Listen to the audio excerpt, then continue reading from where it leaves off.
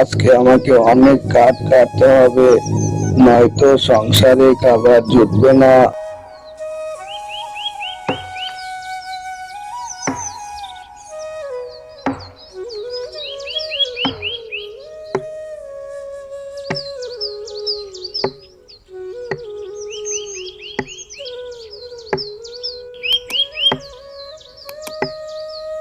কাঠুরিয়া ভাই, দয়া করে এই গাছটি কেটো না।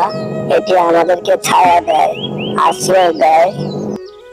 কিন্তু হরিণ ভাই, আমি যদি গাছ না কাটতে পারি তাহলে তো আমার সংসারে খাবার জুটবে না, না খেয়ে মরতে হবে।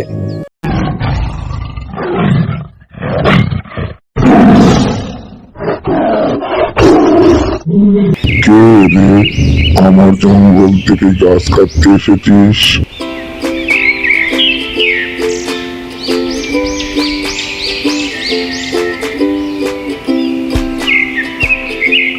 এ কি কাটুরিয়া, তুমি জানো না জঙ্গলের গাছ কাটা নিষেধ?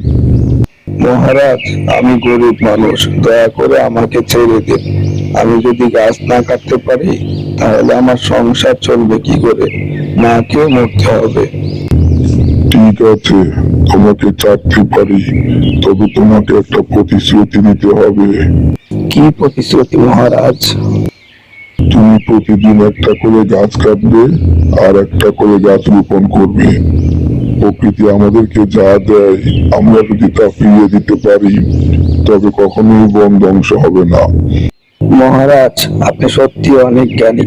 আমি প্রতিশ্রুতি দিচ্ছি, আমি প্রতিদিন একটা করে গাছ কাটবো আর দুটো করে গাছ রোপণ করব।